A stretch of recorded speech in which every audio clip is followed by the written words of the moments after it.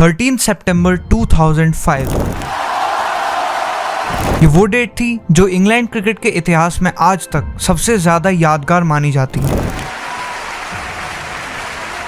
जहां लंदन की सड़कों पर एक विक्ट्री परेड ऑर्गेनाइज हुई थी। ये विक्ट्री परेड बिल्कुल ऐसी थी जैसे इंडिया में 2024 के T20 वर्ल्ड कप जीतने के बाद हुई थी। लेकिन सबसे बड़ी बात तो ये थी कि आखिर इस इतनी बड़ी विक्ट्री परेड, जिसमें लाखों की संख्या में लोग क्रिकेटर्स की विक्ट्री को सेलिब्रेट करने आए थे, उसकी आखिर वजह क्या थी? ना तो उस साल क्रिकेट वर्ल्ड कप था और ना ही फुटबॉल वर्ल्ड कप। इनफैक्ट उस साल तक तो इंग्लैंड ने कोई ICC ट्रॉफी तक नहीं जीती थी। तो फिर इस सेलिब्रेशन की आखिर वजह क्या थी? ये थी इंग्लैंड की वो जीत जिसके कारण क्रिकेट इंग्लैंड में पहले से भी और ज्यादा पॉपुलर हो चुका था। और इस जीत की वजह थी 2005 की एशेज में ऑस्ट्रेलिया के ऊपर इंग्लैंड की एक आइकॉनिक विक्ट्री। सालों से हमें पता ही है कि एशेज पूरे क्रिकेट की one of the most iconic series है, जिसमें क्रिकेट की दो दिग्गज टीम आपस में भिड़ती हैं, फिर चाहे वो हिस्टोरिक वाइज हो या फिर राइवलरी। साल दर साल ये सीरीज काफी ज्यादा आइकॉनिक रही।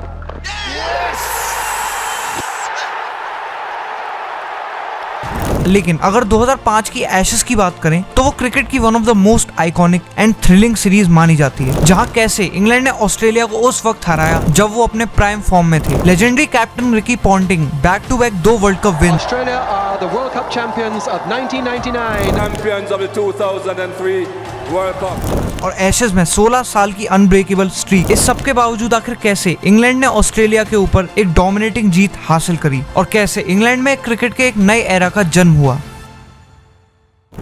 अब 2005 की एशेज को जानने से पहले हमें जानना होगा कि एशेज आखिर है क्या। दरअसल एशेज ऑस्ट्रेलिया और इंग्लैंड के बीच खेली जाने वाली एक टेस्ट सीरीज है, जिसकी शुरुआत ही हुई थी 1882 में, और ये ऑस्ट्रेलिया और इंग्लैंड की पहली टेस्ट सीरीज भी थी। एज इंग्लैंड ने ही क्रिकेट को जन्म दिया था और ऑस्ट्रेलिया में क्रिकेट इंग्लैंड के जस्ट बाद आया था, तो ये तो पक्का था कि ये दो टीम्स वर्ल्ड की सबसे ओल्डेस्ट टीम्स थी। समय बढ़ता गया और एशेज पूरी दुनिया में इंग्लैंड और ऑस्ट्रेलिया के बीच एक नेवर एंडिंग राइवलरी को सिग्निफाई करती थी, जहां आप इसी से अंदाजा लगा सकते हो कि 1989 के आते आते टोटल एशेज की विक्ट्रीज का नंबर देखा जाए तो वो था 26 of Australia and 25 of England. ये देखकर तो समझ में आ ही गया था कि एशेज ऑस्ट्रेलिया और इंग्लैंड का एक head to head rival competition था। 1989 की एशेज के बाद चीजें काफी ज्यादा बदलने वाली थी। दरअसल 1989 की एशेज में ऑस्ट्रेलिया इंग्लैंड को बहुत ही बुरी तरीके से 4-0 से हरा देती है, और इसके बाद ऑस्ट्रेलिया की एक unbreakable domination in the Ashes शुरू हो चुकी थी, जहां 1989 से लेकर 2002 तक टोटल 8 एशेज कंडक्ट होती हैं और ऑस्ट्रेलिया 8 की 8 एशेज कन्विंसिंगली जीत रही थी, जहां पर हर सीरीज में वेन्यू अलग होते थे, प्लेयर्स अलग होते थे, इनफैक्ट कैप्टन्स भी बदल चुके थे, लेकिन रिजल्ट हमेशा एक ही होता था, ऑस्ट्रेलिया की जीत और इंग्लैंड की हार। और हर मैच सीरीज में इंग्लैंड क्लोजली नहीं बल्कि बुरी तरीके से हार रही थी, जहां पिछली 8 एशेज में इंग्लैंड ऑस्ट्रेलिया से एक मैच के मार्जिन से भी ज्यादा बार हार रही थी। और ये हो भी क्यों ना, उस वक्त तक ऑस्ट्रेलिया ना सिर्फ एशेज बल्कि कई सारे टूर्नामेंट्स में डोमिनेट करके जीत रही थी, फिर चाहे वो back to back 2 world cups हो या फिर कई सारी सीरीज। ऑस्ट्रेलिया के सामने कोई भी टीम नहीं टिक सकती थी। Ricky Ponting, Glenn McGrath, Shane Warne, Adam Gilchrist, Brett Lee, इन सारे प्लेयर्स के सामने अच्छी से अच्छी टीम घुटने टेक देती थी। फिर 2002 की एशेज में भी ऑस्ट्रेलिया 4-1 से जीत जाती है, जिसके बाद आती है 2005 की एशेज, जहां पर इंग्लैंड ऑस्ट्रेलिया को वेलकम कर रही थी एक 5 मैच की टेस्ट सीरीज खेलने के लिए। मगर इस एशेज से पहले कई Australian cricketers including Glenn McGrath का ये कहना था कि ऑस्ट्रेलिया कन्विंसिंगली इस सीरीज को 5-0 से जीतेगी, जो कि समझ में भी आता है पिछली एशेज के रिकॉर्ड को देखते हुए। मगर ऑस्ट्रेलियन कैप्टन रिकी पॉन्टिंग ने मार्च 2005 में ये कह दिया था कि ये एशेज अब तक एशेज की हिस्ट्री में सबसे ज्यादा क्लोजेस्ट सीरीज होगी, क्योंकि 2002 की एशेज के बाद इंग्लैंड की टेस्ट में परफॉर्मेंस काफी ज्यादा इंप्रूव हो चुकी थी और कई सारे legendary English players like Michael Vaughan, Andrew Flintoff और जेम्स एंडरसन, इन सबके चलते मार्च 2004 तक इंग्लैंड ने पिछले 18 टेस्ट में 14 टेस्ट जीते थे और 3 टेस्ट ड्रॉ करे थे। इसे देखकर तो यही लग रहा था कि ये एशेज एक तरफा तो बिल्कुल नहीं होने वाली थी और इंग्लैंड को भी यही बताना था और ये एशेज जीतकर अपनी 16 सालों की लूजिंग स्ट्रीक को भी तोड़ना था। और इसी सब के चलते आ जाता है वो दिन 21 जुलाई 2005। सीरीज का first match Lord's cricket ground में खेला जाना था, जहां रिकी पॉन्टिंग टॉस जीतकर बैटिंग का फैसला करते हैं और फर्स्ट इनिंग्स शुरू होती है। इंग्लैंड के नजरिए से तो फर्स्ट इनिंग्स में ये मैच काफी ज्यादा डिसेंट जा रहा था। वहीं इंग्लैंड के बॉलर स्टीव हार्मिसन ऑस्ट्रेलिया की बैटिंग लाइनअप को तोड़ कर रख देते हैं, जहां पर उन्होंने उस इनिंग्स में एक 5 विकेट हॉल भी लिया था और इतनी घातक बॉलिंग के चलते ऑस्ट्रेलिया 190 के एक लो लो स्कोर पर ऑल आउट हो जाती है, जिसे देखकर तो यही लग रहा था कि इंग्लैंड इस टेस्ट को काफी आसानी से जीत सकती है। लेकिन अगली इनिंग्स आते ही ऑस्ट्रेलिया सारे इंग्लिश प्लेयर्स और फैंस को ये बताने वाली थी कि क्यों उन्हें वर्ल्ड की नंबर 1 टीम बोला जाता है। इंग्लैंड बैटिंग करने आती है, जहां ग्लेन मैकग्राथ और ब्रेट ली इंग्लैंड के बैटिंग लाइनअप को बिल्कुल तोड़ देते हैं, जिसमें ग्लेन मैकग्राथ का 5 विकेट हॉल भी था। और इंग्लैंड की तरफ से केविन पीटरसन ने डेब्यू करते हुए 57 रन की एक अच्छी पारी तो खेली थी, लेकिन उसके बावजूद इंग्लैंड 155 के एक लो स्कोर पर ऑल आउट हो जाती है। और अगली इनिंग्स में भी ऑस्ट्रेलिया 381 रन बनाते हुए इंग्लैंड को 420 रन का एक पहाड़ जितना स्कोर देती है। और जो पिछली इनिंग्स में हुआ था वही भी इस इनिंग्स में हुआ। ग्लेन मैकग्राथ ने इस इनिंग्स में भी अपना एक तरफा डोमिनेंस दिखाते हुए 4 विकेट्स ली थी, और जहां उन्होंने 3 प्लेयर्स को तो डक पर ही आउट कर दिया था। और इंग्लैंड को 180 पर ऑल आउट करने के बाद ऑस्ट्रेलिया वो मैच कंफर्टेबली 239 रन से जीत जाती है। Australia have won, but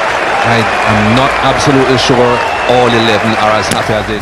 English fans जो टूर्नामेंट की शुरुआत में काफी खुश हो रहे थे, वो काफी ज्यादा दुखी नजर आ रहे थे। और इंग्लिश प्लेयर्स का तो क्या ही बुरा हाल था। उन्होंने ना सिर्फ अपनी टीम को लेट डाउन करा था, बल्कि फैंस की तरफ से भी उन्हें काफी ज्यादा क्रिटिसिज्म मिल रहा था। और पहले ही मैच में इतनी बुरी हार के बाद यही लग रहा था कि जो हार पिछले 16 सालों से उन्हें मिल रही थी, वो इस साल भी उन्हें मिलेगी। लेकिन अगले मैच में कुछ ऐसा होने वाला था जिसके कारण ये सीरीज काफी ज्यादा जानी जाती है। 4 अगस्त 2005 एशेज का सेकंड मैच एजबेस्टन के ग्राउंड में शुरू होता है, जहां ऑस्ट्रेलिया टॉस जीतकर फील्डिंग का फैसला करती है। और इस मैच में एडम गिलक्रिस्ट इंजरी होने के कारण नहीं खेल रही थी, जिसके चलते इंग्लैंड को एक एडवांटेज भी मिल सकता था। और इंग्लैंड भी अपनी पुरानी हार को भुलाते हुए सेकंड टेस्ट में अपनी बैटिंग करने आती है। और फिर जो हुआ, उसने इंग्लैंड को शुरुआत में एक बहुत अच्छी पोजीशन पर लाकर खड़ा कर दिया। इंग्लैंड की तरफ से बैटिंग करने आते हैं मार्कस ट्रेस्कॉथिक और एंड्रयू स्ट्रॉस, और दोनों ओपनर्स एक अच्छी 138 की एक पार्टनरशिप बिल्ड करते हैं। फिर बाद में मार्कस ट्रेस्कॉथिक, एंड्रयू फ्लिंटॉफ और केविन पीटरसन की एक शानदार परफॉर्मेंस के कारण इंग्लैंड 407 के काफी बड़े स्कोर पर पहुंच जाती है। उस मैच में सबसे ज्यादा इंपैक्टफुल पारी एंड्रयू फ्लिंटॉफ और केविन पीटरसन ने खेली थी। और केविन पीटरसन तो कंसिस्टेंटली उस सीरीज में रन बनाते ही आ रहे थे। आप इसी से अंदाजा लगा सकते हो कि इस सीरीज में डेब्यू होने के बावजूद केविन पीटरसन ने फर्स्ट मैच में इंग्लैंड की तरफ से दोनों इनिंग्स में काफी ज्यादा रन बनाए थे। और इस मैच में भी उन्होंने एक इंपैक्टफुल 71 रन की पारी खेली थी इन जस्ट 76 बॉल्स। और बाकी सारे प्लेयर्स की अच्छी पारी खेलने के कारण इंग्लैंड सिर्फ 79 ओवर्स में ही 400 के ऊपर स्कोर खड़ा कर देती है। खैर, सेकंड इनिंग्स में ऑस्ट्रेलिया बैटिंग करने आती है और इंग्लैंड के बॉलर्स ऑस्ट्रेलिया के बैटिंग लाइनअप की कमर तोड़ कर रख देते हैं और उन्हें 300 के एक लो स्कोर पर रोक देते हैं। और बस यहाँ से इंग्लैंड के फैंस और इंक्लूडिंग प्लेयर्स को यही लग रहा था कि ये उनके लिए एक सुनहरा मौका था, क्योंकि इस वक्त तक ना सिर्फ इंग्लैंड 99 की रन्स की लीड में थी, बल्कि हर प्लेयर अपने एक अच्छे फॉर्म में भी था। और बाकी सबको भी यही लग रहा था कि इंग्लैंड बड़े आसानी से ये मैच जीत जाएगी। लेकिन उनके सामने जो खड़ी थी वो कोई ऐसी वैसी टीम नहीं, बल्कि 3 बार वर्ल्ड चैंपियंस रही ऑस्ट्रेलिया थी, जिसने सिर्फ बड़े मैचेस में परफॉर्म करा है। जिसके बाद जब अगली इनिंग्स में इंग्लैंड बैटिंग करने आती है, तो जो फॉर्म ऑस्ट्रेलियन बॉलर्स में पिछली इनिंग्स में गायब था, वो एकदम से उभर कर आ चुका था। ब्रेट ली और शेन वॉर्न ने तो पूरी इंग्लैंड टीम को उखाड़ कर रख दिया था। Marcus Trescothick gone for 21, Andrew Strauss gone for 6 और माइकल वॉगन भी 1 रन बनाकर आउट हो जाते हैं। और पूरी इंग्लैंड की टीम 182 के एक लो स्कोर पर क्रम्बल कर जाती है। ऑस्ट्रेलिया ने फिर से अपना डोमिनेशन उस टेस्ट में दिखाना शुरू कर दिया था, और इसकी सबसे बड़ी वजह थी ब्रेट ली और शेन वॉर्न। आप इसी से अंदाजा लगा सकते हो कि अकेली पूरी इंग्लैंड की टीम को तो शेन वॉर्न और ब्रेट ली ने अकेले ही आउट कर दिया था। और उस इनिंग्स में शेन वॉर्न का 6 विकेट हॉल भी था। और यहाँ से इंग्लैंड को तो यही लग रहा था कि क्या वो इस मैच को फिर से हारकर 2-0 से इस सीरीज में पीछे हो जाएंगे, या फिर एक अच्छा कमबैक करके 1-1 सीरीज में इक्वल कर लेंगे। और आने वाली इनिंग्स में जो हुआ, उसी वजह से ये सीरीज काफी ज्यादा स्पेशल और थ्रिलिंग थी। अगस्त 6, 2005 एजबेस्टन का वो ग्राउंड, ऑस्ट्रेलिया को ये मैच जीतने और सीरीज को 2-0 से लीड करने के लिए 282 रन चाहिए थे, जो कि पिछले रिकॉर्ड्स को देखते हुए तो मुश्किल नहीं लग रहा था। लेकिन इंग्लैंड के बॉलिंग लाइनअप ने ऑस्ट्रेलिया को परेशान करके रख दिया था और एक अच्छा खासा प्रेशर ऑस्ट्रेलियन बैटर्स पर बनाकर रखा हुआ था। जहां 12 ओवर आते ही ऑस्ट्रेलिया का पहला विकेट 47 के स्कोर पर गिरा था, वहीं थर्ड डे खत्म होते हुए तो ऑस्ट्रेलिया 179 रन स्कोर करते हुए 8 विकेट गवा भी देती है। और यहाँ से इंग्लैंड को यही लग रहा था कि ये उनके लिए एक इजी विन मैच होने वाला था। लेकिन मैच में अभी भी और ज्यादा थ्रिलर और ड्रामा बचा हुआ था। डे 4 के स्टार्टिंग में शेन वॉर्न और ब्रेट ली की एक बहुत अच्छी 45 रन की पार्टनरशिप के चलते ऑस्ट्रेलिया 220 for 9 थी। फिर 9th विकेट में ब्रेट ली और माइकल कास्प्रोविच की एक बहुत अच्छी पार्टनरशिप बिल्ड होने लग जाती है, जो कि 279 रन तक चलती है। ऑस्ट्रेलिया को जीतने के लिए सिर्फ 3 रन की जरूरत थी। स्ट्राइक पर थे माइकल कास्प्रोविच और बॉल थी स्टीव हारिसन के हाथों में, जहां एक बाउंसर पर शॉट लगाने के अटेम्प्ट में बॉल कास्प्रोविच के ग्लव्स को हिट करते हुए पीछे खड़े कीपर जेरन जोन्स के हाथों में चली जाती है।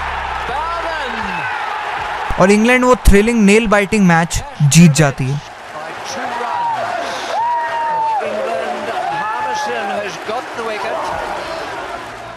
ये मैच इतना ज्यादा थ्रिलिंग था कि हर फैन इसे काफी ज्यादा एंजॉय कर चुका था, फिर चाहे वो इंग्लिश फैंस हो या फिर ऑस्ट्रेलियन फैंस। लेकिन जिस तरीके से इंग्लैंड ने कमबैक दिखाया वो वाकई में काफी फिनोमिनल था। इसके बाद इंग्लैंड और ऑस्ट्रेलिया इस सीरीज में बराबरी पर थे और अगला मैच 11 अगस्त को मैनचेस्टर में खेला जाता है, जिसे इंग्लैंड बड़े आसानी से डोमिनेट करती है। बट लास्ट इनिंग्स के 9th विकेट की पार्टनरशिप के चलते वो मैच ड्रॉ हो जाता है और ऑस्ट्रेलिया की तरफ से रिकी पॉन्टिंग ने 156 रन की एक पारी खेली थी, जिसके चलते ही वो मैच ड्रॉ हो गया था और जिसके कारण रिकी पॉन्टिंग को उस मैच में प्लेयर ऑफ द मैच का अवार्ड भी मिला था। जहां इंग्लैंड की तरफ से माइकल वॉगन ने 166 रन की एक शानदार पारी खेली थी, जिसके चलते इंग्लैंड फर्स्ट इनिंग्स में ही 444 का एक बड़ा स्कोर खड़ा कर देती है। जहां थर्ड टेस्ट भी खत्म हो चुका था। इंग्लैंड इस मैच में अपना डोमिनेशन तो दिखाया था, लेकिन अब भी उन्हें एशेज जीतने के लिए एक टेस्ट तो जीतना ही था और यही होने वाला था अगले मैच में, जहां इंग्लैंड पहले बैटिंग करते हुए 477 रन का एक पहाड़ जितना स्कोर खड़ा कर देती है, जिसमें एंड्रयू फ्लिंटॉफ 102 की एक बहुत अच्छी पारी भी खेलते हैं। हर मैच के साथ मोमेंटम इंग्लैंड की तरफ शिफ्ट होता जा रहा था और जब ऑस्ट्रेलिया अपनी सेकंड इनिंग्स में चेस करने आती है तो साइमन जोन्स और मैथ्यू हॉगर्ट पूरे ऑस्ट्रेलियन बैटिंग लाइनअप को चीर कर रख देते हैं। आप इसी से अंदाजा लगा सकते हो कि एक टाइम पर तो ऑस्ट्रेलिया 99 for 5 भी थी और इंग्लैंड की इतनी अच्छी बॉलिंग के सामने ऑस्ट्रेलिया 218 के एक लो स्कोर पर क्रम्बल कर जाती है, जिसका श्रेय जाता है साइमन जोन्स को, जिनका उस मैच में 5 विकेट हॉल भी था। जिसके बाद जब थर्ड इनिंग्स में ऑस्ट्रेलिया दोबारा बैटिंग करने आती है तो वो एक अच्छा कमबैक दिखाते हुए 387 का एक अच्छा स्कोर खड़ा तो करते हैं, लेकिन ये इंग्लैंड के मासिव 477 के स्कोर से भी 90 रन्स पीछे था और इंग्लैंड को जीतने के लिए 129 रन्स का काफी लो स्कोर चाहिए था। जहां शुरुआत में तो ऑस्ट्रेलिया ने एक अच्छा कमबैक करने की कोशिश करी थी, लेकिन इंग्लैंड के बैटर्स इस आसान से दिखने वाले टारगेट को 31 ओवर्स में ही चेस कर देते हैं और फाइनली इंग्लैंड वो मैच जीतकर सीरीज में अपनी लीड पक्की कर लेती है। और अब ये तो पक्का हो चुका था कि ऑस्ट्रेलिया ये सीरीज तो नहीं जीत सकती, मगर उन्हें एशेज रिटेन करने के लिए फाइनल मैच जो कि ओवल में खेला जाना था उसमें जीतना था। इस मैच में दोनों ही टीम्स ने काफी ज्यादा अच्छा स्कोर खड़ा करा था, जहां में Andrew Strauss, Matthew Hayden, Justin Langer और केविन पीटरसन की तरफ से सेंचुरीज भी देखने को मिली थी, जहां बाद में जाकर ये मैच ड्रॉ हो जाता है और फाइनली 16 सालों के बहुत लंबे इंतजार के बाद इंग्लैंड एशेज जीतकर फिर से वर्ल्ड क्रिकेट में अपनी डोमिनेशन पक्की कर लेती है। फाइनली 2 महीनों से भी ज्यादा चलने वाली ये सीरीज एंड हो चुकी थी, जो इतनी ज्यादा थ्रिलिंग थी कि सीरीज खत्म होते एक दिन बाद it was held as a most thrilling series ever, जहां कभी मोमेंटम इंग्लैंड की तरफ शिफ्ट हो जाता तो कभी ऑस्ट्रेलिया की तरफ। और जब इंग्लैंड जीती तो कई इंग्लैंड फैंस इमोशनल हो चुके थे, और हो भी क्यों ना, आखिरकार 16 सालों का इंतजार खत्म हो चुका था और इंग्लैंड ने इस जीत को इतना ज्यादा ऑनर किया कि इसके लिए स्पेशली विक्ट्री परेड तक लंदन में ऑर्गेनाइज हुई थी। और इसी से हम कह सकते हैं कि this was the most iconic Ashes ever witnessed in cricket history. Well, अगर आपको ये वीडियो पसंद आई हो, so please leave a comment and subscribe to this channel. मैं और भी अच्छा कंटेंट आपके लिए लाता रहूंगा। Thanks for watching. जय हिंद।